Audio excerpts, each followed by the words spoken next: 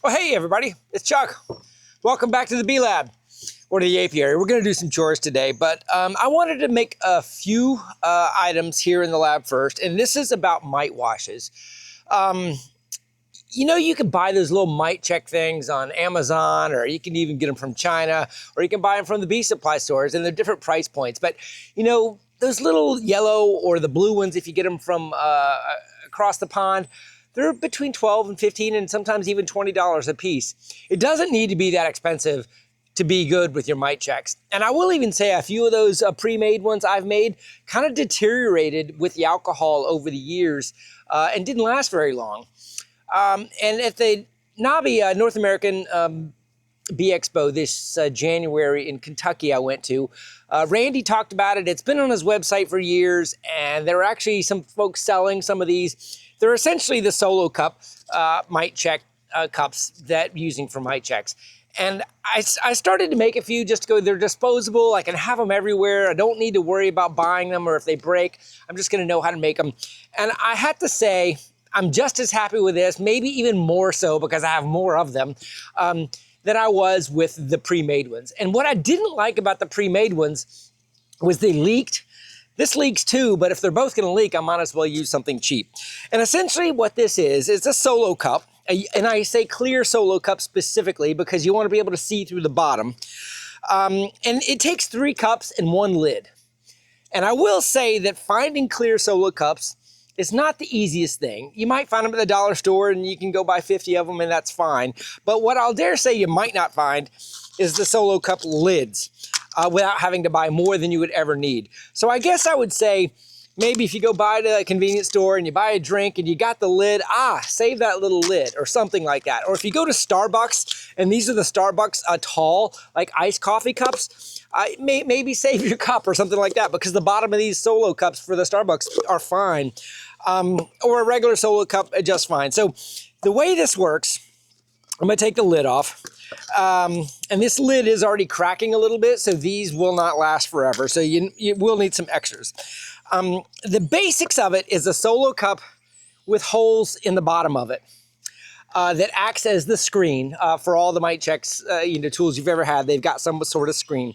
I am melting holes in the bottom of this using a hot soldering iron, and I'm not being very precise. I'm just making sure that the holes are smaller than a bee. And the bees with their legs and the little clingy things on them, they won't go through there. And if one goes through, you can pick it out pretty straightforward. And the second is for your soapy water solution to be in. And I have switched to Dawn soapy water solution. I mix it up a gallon at a time. And those that have done this before me, 2 tablespoons of Dawn Ultra, Dawn Platinum. They both have basically the same ingredients. There's a little bit of a different ingredient in the Platinum, but the point is the ingredient required to make this efficacious for the mites is essentially the detergent part of it. So you need some Dawn Ultra in your base cup, and keep this on hand. And the other thing is you can have this everywhere because this is cheap too. Alcohol isn't cheap.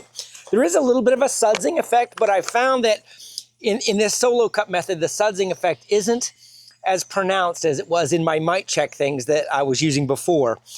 On the solo cup, I've also put a piece of tape, you could use a Sharpie marker, at the level of where your 300 bees is.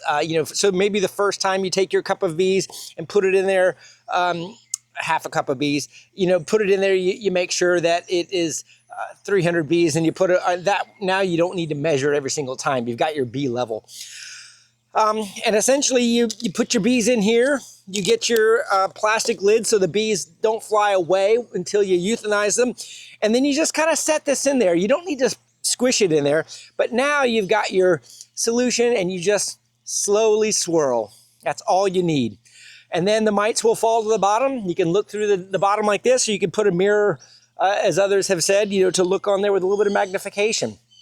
That's all it is. Now you might say, why do you need the 3rd cup? Well, this is why. Because you're going to pull your bees out, and we'll do this in the apiary a little bit later. We'll do a mite check. And you're going to get your bees, and you're going to discard your bees. And your mites are going to be in here. Well, in order to use this again, you've got to get rid of those mites. So now is where you need your sieve and you're going to pour your solution into the second cup, and you're going to get rid of your mites, and now you're ready to go again. So you kind of need a third cup in order to do that sieve solution to clean your mites out, and that's kind of the way this works. I'm really happy with it. I'm going to keep doing it, and just to show you today, I'm going to try this tall Solo, or the Starbucks iced coffee cup, and see if this works a little bit better. I don't think it's going to really matter, but if you see when you swirl in here, the water level is right here.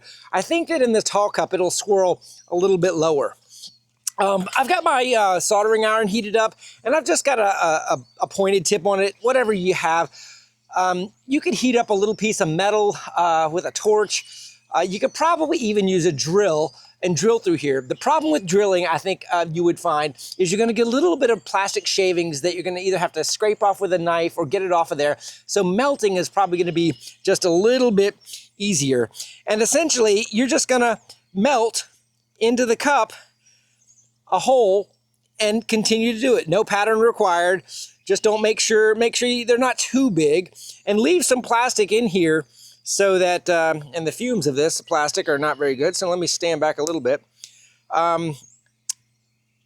You're essentially creating your filter that, with this iron.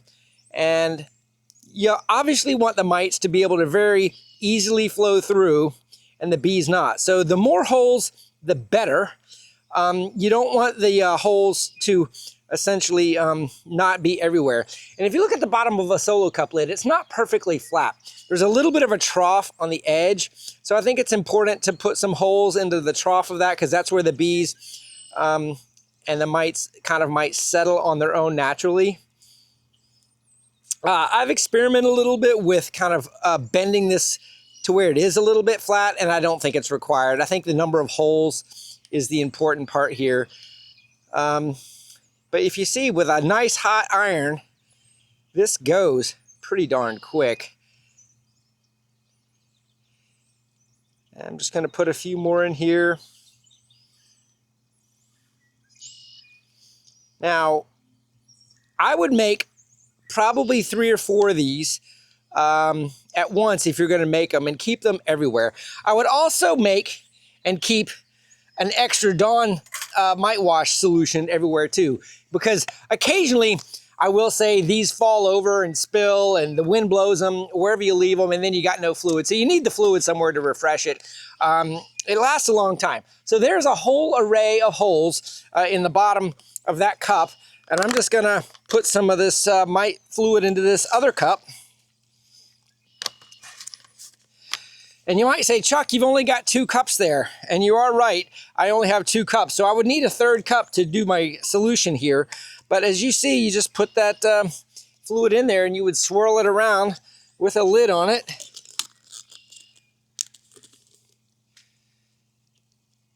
You would pull it back out, let it drain, get rid of the bees, and then you would sieve out with a filter your water. And then you could put this back in here. Now, I bet, would this fit in here, in the tall cup into the regular solo cup? It sure does. And I would say, yeah, see, the water is right about there. It might slosh around a little bit. So I think this works great. I'm going to keep doing this. I'm going to have 2 or 3 more of these made up, but I just wanted to show how to make one. You don't need to spend any money on these other than finding the cups. The solid solo cups that you find, the red solo cups that they write songs about, probably are not what you want, because you can't see through the bottom. You'd have to look down through, and you might be able to count them. But the intent is to be able to look through the bottom of this after they've settled out, and then continue to do your mite checks. So yeah, let me know what you think about this. If you find it useful, share it with others, maybe your bee club, make sure everybody knows how to make their Dawn wash mite checks. The Dawn is cheap, the cups are cheap. There's no excuse to not check your mites, and at least know where you are. How you choose to treat them is up to you, but at least know where they are. Don't go into this blind thinking that your mites are probably fine because your bees look healthy. It creeps up on you pretty quick. We don't all have mite-resistant bees. We're trying to get there, and honestly, knowing where your mites are is part of knowing whether or not you've got some stock that perhaps is mite resistant, depending on the treatment you've done. In any case, I want to leave it there. We'll get a mite check in the apiary, and I'll put it down right after this part of the video so you can see me do it in action. Stick with me for that. All right, so this is the cup we just made. And there's my line for 200 bees. And I'm just gonna kind of show you, there's a couple different ways to get bees in here. Obviously, you can put them in a bucket. That's probably gonna be the easiest thing to show you because, you know, there is a virgin somewhere in here and I would like to not get the one or two virgins that are in here and put them, but basically you need to get up to that line in bees. You can just do this on the frame. Bees really don't like this, so you might get stung doing it. There we go. Now, this is what your lid's for. And now you're euthanizing them into that soapy water. Remember, this second one is just to pour it out. So obviously they floated up a little bit. Now, you need to kind of do the minute. You don't need to shake. You're just swirling. So we're gonna swirl, we're gonna set it down, and then we're gonna kind of come back in a minute.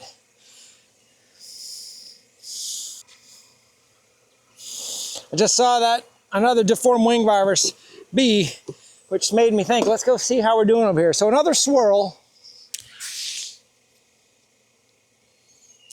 And then once you swirl it all out, you just kind of sieve the bees out. And you see one bee got in there. That means one bee got through one of my holes, which is fine. Set that aside. 1, 2, 3, 7. So there's 9 mites in there. So there's oxalic acid in here, so they could probably use a treatment, but this is why you need the third cup. Because there's mites and a couple bees in here, and you need to be ready to go for your next mite check. So you're essentially cleaning that out. Now, occasionally a mite will stick on the bottom, so you need to kind of double sieve this. This is the same with any mite check, you know, tool. You got to make sure that your mites aren't stuck to the bottom, and you get a false count on your next one. So there's all my mites.